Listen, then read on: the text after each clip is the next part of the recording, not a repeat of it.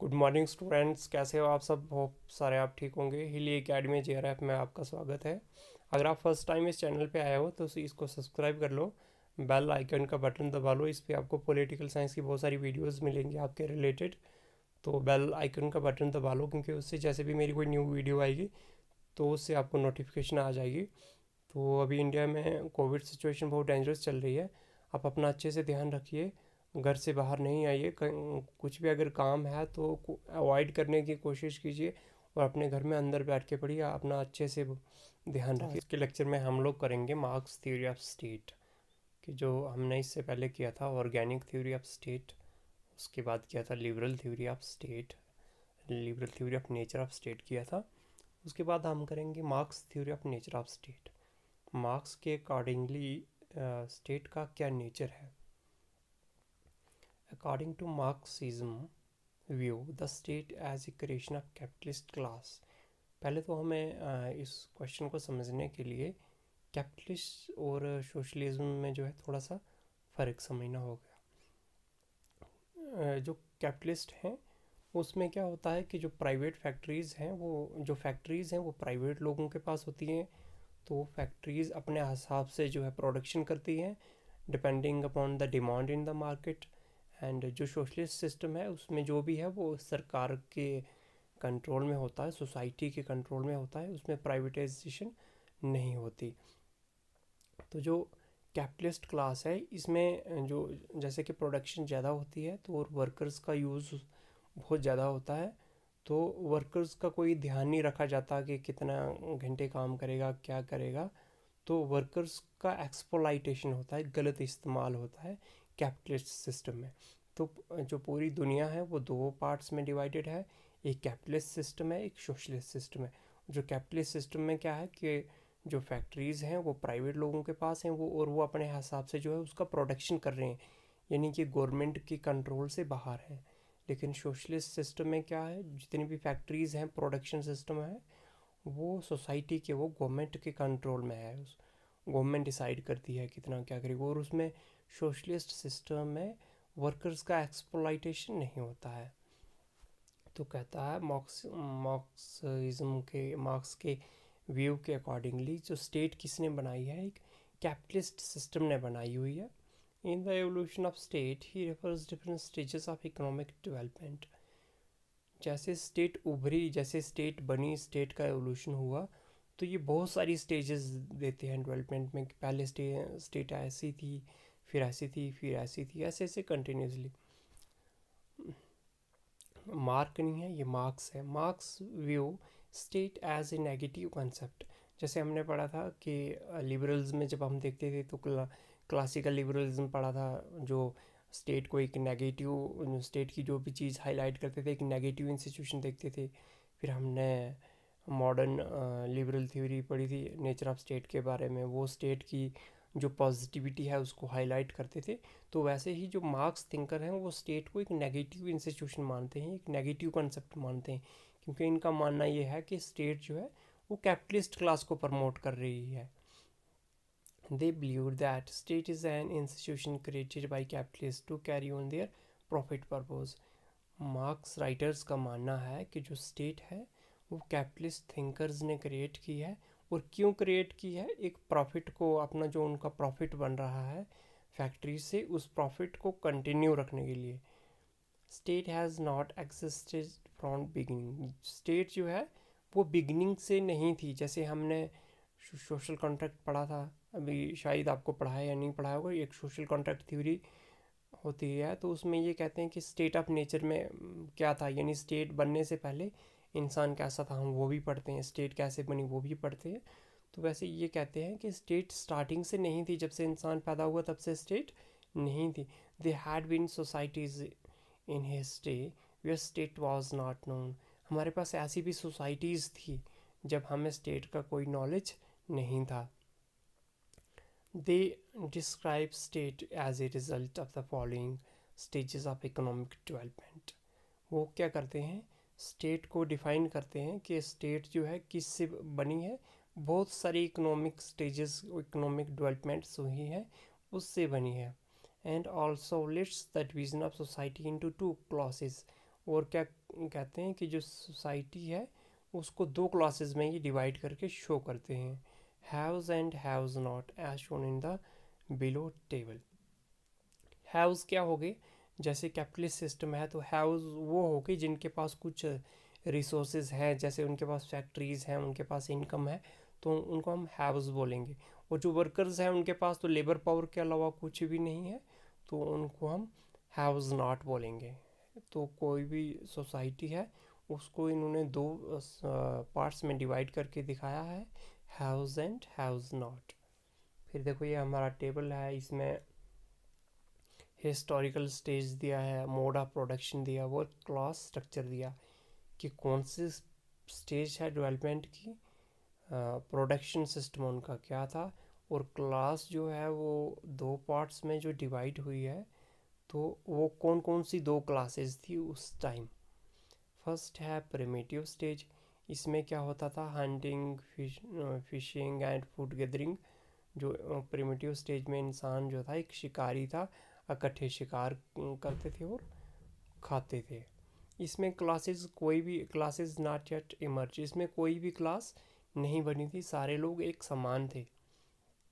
फिर आता है स्लेव क्लास, इसमें क्या था, अब पहले तो वो हंटिंग करते थे, शिकार करते थे, उसके बाद क्या हो गया, इंसान डोमेस्टिक हो गया, उसने डोमेस्टिक एनिमल्स रखे, तो एनिमल हस्बेंड्री का काम स्टार्ट किया, कुछ पशु रखे, तो उससे जो है एक इंसान की सेटलमेंट हो गई एक जगह।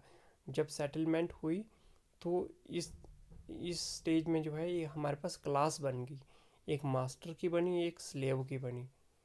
मास्टर हो गया मास्टर, स्लेव हो गया गुलाम, मालिक और गुलाम, दो स्टेज बन गई है हमारे पास। फिर थर्ड स्टेज आती है हिस्ट्री की, फ्यूडल स्टेज। जो फ्यूडल स्टेज है इसमें क्या है, लार्ज स्केल एग्रीकल्चर। पहले तो उनका डोमेस्टिक एग्रीकल्चर था थोड़ा बहुत, फिर क्या हो गया, उनका एग्रीकल्चर जो है वो लार्ज स्केल हो गया, यानी जितना वो अनाज खाते थे उससे ज़्यादा उगाने लगे। इसमें आता है लैंडलॉर्ड एंड सर्फ। कुछ लोग ऐसे थे जिनके पास ज़मीन थी, जो काम नहीं करते थे लेकिन उनके पास बहुत सारी अपनी ज़मीन थी, उनको लैंडलॉर्ड बोलते थे। जो ज़मीन में काम करते थे लेकिन ज़मीन अपनी नहीं थी, तो वो हो गए सर्फ। फिर आता है कैपिटलिस्ट स्टेज। जो कैपिटलिस्ट स्टेज है उसमें लार्ज स्केल इंडस्ट्रियलाइजेशन, जैसे फ्यूडल स्टेज में लार्ज स्केल एग्रीकल्चर होता है, वैसे ही कैपिटलिस्ट स्टेज जो है इसमें लार्ज स्केल इंडस्ट्रियलाइजेशन है, कि इंडस्ट्री इतनी प्रोडक्शन कर रही है ज़्यादा कि जितना इंसान खपत कर रहा है, यूज़ कर रहा है, उससे भी ज़्यादा इंडस्ट्री जो है वो प्रोड्यूस कर रही है। तो इसमें भी दो क्लासेस की डिवीज़न है पूरी सोसाइटी में। एक आगे कैपिटलिस्ट क्लास जो फैक्ट्री के मालिक हैं, जो मुनाफा कमा रहे हैं, और सेकंड आगे वर्कर्स जो काम कर रहे हैं, जिनके पास खाली लेबर पावर है, बाकी कुछ भी नहीं है। फिर आता है सोशलिस्ट स्टेज। जो सोशलिस्ट स्टेज है इसमें भी लार्ज स्केल इंडस्ट्रीज़ होंगी, लेकिन इसमें फ़र्क क्या होगा, इसमें क्लासेस दो डिवाइडेड नहीं होंगी, बल्कि फैक्ट्रीज़ की मैनेजमेंट जितना भी जो भी होगा वर्कर्स के अंडर होगा, सरकार के नियंत्रण में, कंट्रोल में होगा। तो ये स्टेजेस ऑफ डेवलपमेंट जो है तो मार्क्स दिखाते हैं। देखो फिर मार्क लिखा है, ये मार्क्स है, MARX, marks. Marx, after explaining the historical interpretation of the economic development, predicts this stage of capitalist as the second last stage to make the society stateless, that is socialist stage. अब Karl Marx जो हैं वो historical interpretation जितनी भी development की है उसको explain करते हैं, तो वो ये दिखाते हैं कि देखो जो कैपिटलिस्ट स्टेज है वो क्या है, एक सेकंड लास्ट स्टेज है, यानी ये चली जाएगी तो हम लास्ट स्टेज पे पहुंच जाएंगे, जो ऐसी स्टेज होगी जिसमें कोई भी सोसाइटी जो है हमारी डिवाइडेड नहीं होगी, स्टेटलेस सोसाइटी होगी, स्टेट भी नहीं होगी और हमारे पास कोई भी क्लास नहीं होगी। In his work communist manifesto, Karl Marx appeals the workers of the world to unite for the revolution so as to make this society into classless. Karl Marx ने 1849 में अपना वर्क लिखा था जिसको कहते हैं कम्युनिस्ट मैनिफेस्टो। तो communist manifesto में कहते हैं सारे वर्कर्स को, जितनी भी दुनिया में वर्कर्स हैं, कि आप यूनाइट हो जाओ। तो जो आप यूनाइट हो जाओगे, आप अपनी सर्विसेज नहीं दोगे फैक्ट्रीज को तो कैपिटलिस्ट सिस्टम खुद ही ब्रेक हो जाएगा। तो आपको क्या करना पड़ेगा, आपको रेवोल्यूशन भी करना पड़ेगा। रेवोल्यूशन से आपको क्या करना पड़ेगा, स्टेट जो है ओवरथ्रो करना पड़ेगा, स्टेट को ख़त्म कर देना पड़ेगा, और आप वर्कर्स जो है, आप वर्कर्स का ही राज होगा। तो ये कहते हैं कि आप डर क्यों रहे हो, इकट्ठे क्यों नहीं हो रहे हो, रेवोल्यूशन क्यों नहीं कर रहे हो, क्योंकि आपके पास तो खोने के लिए कुछ भी नहीं है। हाँ, जो कैपिटलिस्ट हैं उनके पास खोने के लिए हैं, वो फैक्ट्रीज़ के मालिक हैं, उनके पास रिसोर्सेज हैं, उनके पास पूरा फाइनेंशियल हर चीज़ है, तो उनको लॉस का डर होना चाहिए। आपके पास तो कुछ भी नहीं है, आपके तो खाली हाथ में चैन लगी हुई है, जैसे बंदी होता है ना, वही बनाया पुलिस वालों ने, तो उसके हाथ में हथकड़ी लगी होती हो, तो उनके पास कुछ होता नहीं है। वैसे ही कार्ल मार्क्स कहते हैं वर्कर्स को कि आपके पास तो खोने के लिए कुछ है नहीं, खाली हाथ की हथकड़ी है, जो आप वर्कर्स हैं, जो फैक्ट्री वालों ने आपको रखा है काम के लिए, वही तो है आपके पास और तो खोने के लिए कुछ नहीं है। तो आप क्यों नहीं यूनाइट हो रहे हो, ये कहते हैं सारे वर्ल्ड के वर्कर्स को कि आप यूनाइट हो जाओ और इस सोसाइटी जो है इसको स्टेटलेस और क्लासलेस सोसाइटी बना दो। He explains in simple words that how the Borges class is being benefited by the state by earning of surplus value। देखो यहाँ पे दो टेक्निकल वर्ड यूज़ हो रहे हैं, एक बोर्गेस क्लास यूज़ हो रही है, एक सरप्लस वैल्यू यूज़ हो रही है। देखो बोर्गेस क्लास हो गई, एक बोर्गेस क्लास होती है, एक पोलिटरेट होती है। जो पोलिटरेट हैं वो हम लोग हैं जिनके पास कुछ नहीं है, मीन्स जो वर्कर्स हैं वो प्रोलिटरेट क्लास में हैं। तो बोर्गेस क्लास में जो है, तो जो कैपिटलिस्ट हैं, जो मुनाफा खा रहे हैं, जिनकी फैक्ट्रीज हैं, तो उनको बोलेंगे हम बोर्गेस क्लास। ठीक है। फिर आता है सरप्लस वैल्यू। अब सरप्लस वैल्यू बहुत इंपॉर्टेंट है समझने के लिए।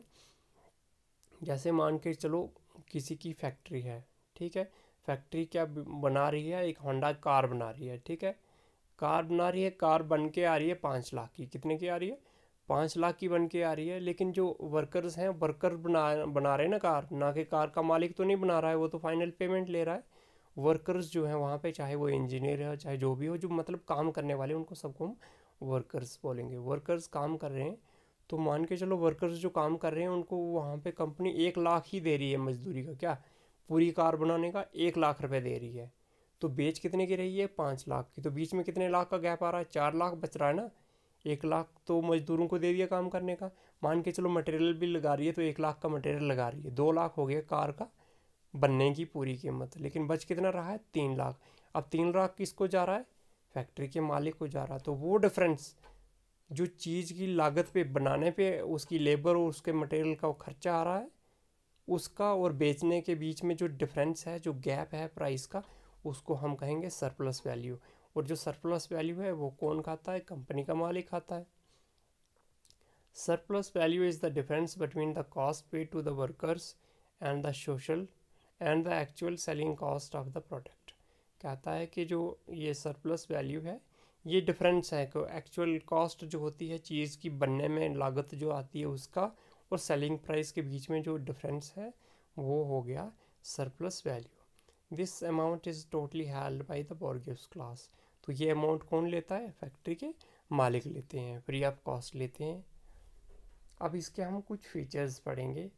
मार्क्स की जो स्टेट है, इसके जो नेचर ऑफ स्टेट है मार्क्स के अकॉर्डिंगली, उसके क्या क्या फीचर हैं। Establishment of social mode of production the objectives of which will be social welfare not profit. अब ये कहते हैं कि जो मोड ऑफ प्रोडक्शन है, जो हमारी फैक्ट्रीज़ हैं, वो किस पे बेस्ड होना चाहिए, वो सोशलिज्म पे बेस्ड होना चाहिए, वो एक वेलफेयर पे बेस्ड होना चाहिए, वो कम्प्लीटली गवर्नमेंट के अंडर होनी चाहिए। और वो प्रॉफिट, जैसे अभी ये हमारी कैपिटलिस्ट क्लास है, तो वो प्रॉफिट मोटिव है उनका, वो माइंड में प्रॉफिट रख के काम कर रहे हैं, फैक्ट्रीज़ को जो है यूज़ कर रहे हैं। ऐसा नहीं होना चाहिए। ये कहते हैं कि इंसान की वेलफेयर, सोसाइटी में जितनी चीज़ों की ज़रूरत है बस उतनी ही प्रोडक्शन होनी चाहिए, बल्कि प्रॉफिट इसका मोटिव नहीं होना चाहिए। तो ये क्या होना चाहिए, सोशल मोड ऑफ प्रोडक्शन है, डिपेंडेंट अपॉन सोसाइटी पे डिपेंडेंट होके प्रोडक्शन होना चाहिए, और सरकार के कंट्रोल में होना चाहिए। Abolition of private property and establishment of social ownership of means of production. जो प्राइवेट प्रॉपर्टी है ये बिल्कुल ख़त्म हो जानी चाहिए, और जितना भी प्रोडक्शन का सिस्टम है ये सोशलिस्ट होना चाहिए, सोशलिज्म पे बेस्ड होना चाहिए। Land reform and establishment of cooperative and state farming. ये कहते हैं कि लैंड रिफॉर्म होने चाहिए, और जो है कोऑपरेटिव, जैसे हमारे यहाँ कोऑपरेटिव सोसाइटीज़ का कंसेप्ट है वैसे ही कोऑपरेटिव्स होने चाहिए और स्टेट फार्मिंग होनी चाहिए। तो जो जितना भी प्राइवेटाइजेशन है वो बिल्कुल भी ख़त्म हो जाना चाहिए। To arrange welfare services to the working class, जो वर्कर्स हैं उनके लिए वेलफेयर सर्विसेज होनी चाहिए। जैसे आज के टाइम हमारे जो गवर्नमेंट जितनी भी वेलफेयर स्कीम्स देती है तो बस वैसे ही ये भी डिमांड करेंगे, वेलफेयर स्कीम्स होनी चाहिए। Industrial and agriculture development through the application of new scientific technique and technical means, वो जो इंडस्ट्रीज़ हैं हमारी और एग्रीकल्चर है उनकी डेवलपमेंट होनी चाहिए, साइंटिफिक बेसिस पर होनी चाहिए, साइंटिफिक टेक्निक से होनी चाहिए ताकि ज़्यादा प्रोडक्शन हो सके।